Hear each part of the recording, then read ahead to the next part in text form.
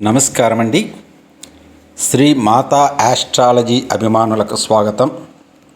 నా పేరు నారాయణ పండిట్. మనము ఈరోజు ఒక వ్యక్తి సడన్గా అప్పుల పాలు కావడానికి కారణం ఏమిటి, అతని జాతకంలో ఇది ఎలా మనం గుర్తించాలి అనే విషయాన్ని తెలుసుకుందాం.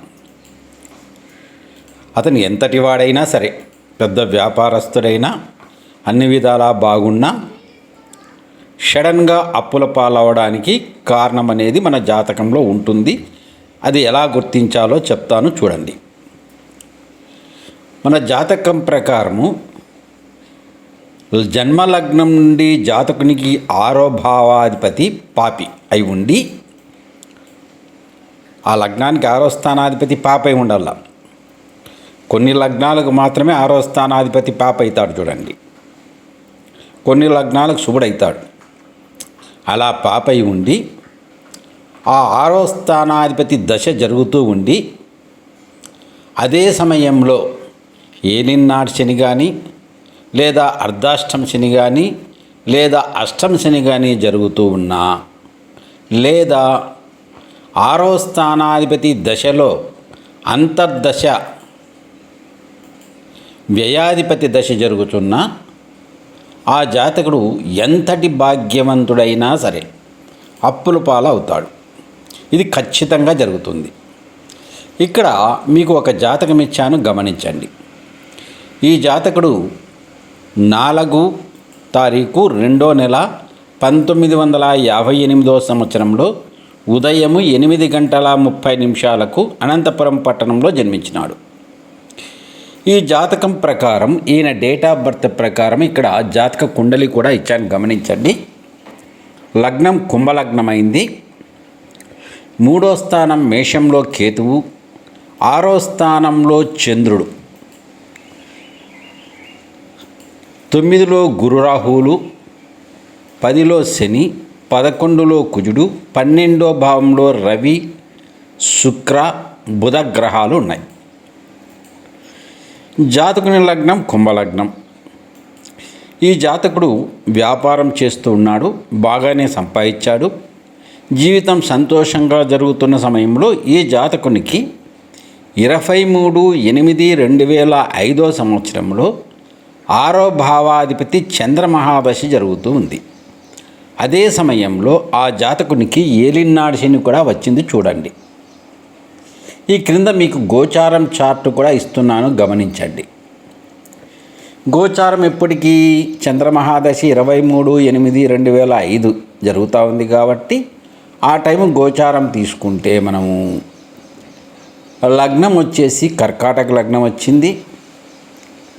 2లో రవి, 3లో శుక్రకేతు గురువులు, 9లో చంద్రాహువులు, 10లో కుజుడు. జాతక జన్మలగ్నాన్ని బట్టి 6వ స్థానం ఏదైతుంది, కర్కాటక రాశి అయింది కదా జాతకుంది. ఈ కర్కాటక రాశి జన్మలగ్నమైంది గోచారంలో. ఇక 6వ స్థానాధిపతి చంద్రదశ, ఆ చంద్రుని మీదనే శని ఉన్నాడు, చూడండి. బుధుడు కూడా చంద్రుని మీద ఉన్నాడు. అంటే జన్మలగ్నంలోని చంద్రుని మీద గోచార శని బుధులు ఉన్నారు కదా. శని అక్కడ ఉండడం వల్ల ఏలినాడు శని కదా. బుధుడు కూడా ఉన్నాడు, చంద్రుని మీద బుధుడు కూడా మోసపూరితం, మంచిది కాదు. ఇక ఇది గోచారం చార్ట్.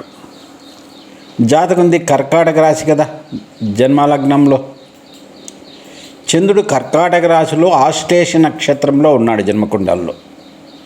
లగ్నం నుండి అది అంటే కర్కాటక రాశి 6వ భావం.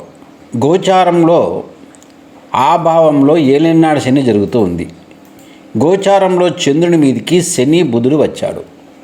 బుధుడు జన్మలగ్నంలో 5/8వ అధిపతి.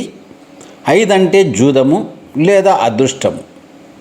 అది పేకాట, షేర్ మార్కెట్ కావచ్చు, లేదా గుర్ర పందాలు కావచ్చు. కానీ ఈ జాతకుడు ఆ సమయంలో షేర్ మార్కెట్లో మొత్తం ఆస్తి పోగొట్టుకున్నాడు. కట్టుబట్టలతో ఊరు వదిలి వెళ్ళాడు. 8వ ఆధిపత్యం కూడా బుధునికి వచ్చింది కాబట్టి అపనిందలు, అవమానాలు, గొడవలు కూడా జరిగినాయి. చూసారా, 6వ భావాధిపతి దశ ఎంత ప్రమాదమో, వ్యాపారం చేస్తూ ఉన్న ఈ జాతకునికి షేర్ మార్కెట్లోకి దించి ఏ విధంగా ముంచి ఉందో చూడండి. ఎప్పుడూ మీ జాతకంలో ఇటువంటి దశలు వస్తే చాలా జాగ్రత్తగా ఉండాలి. లేదా మీరు ఎన్ని పూజలు చేసినా ప్రయోజనం లేదు.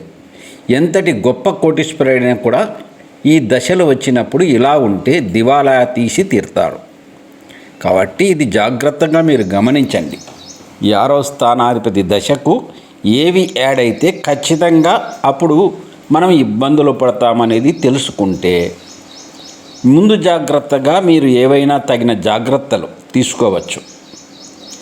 లేదంటే మాత్రం చాలా ఇబ్బందులు పడతారు.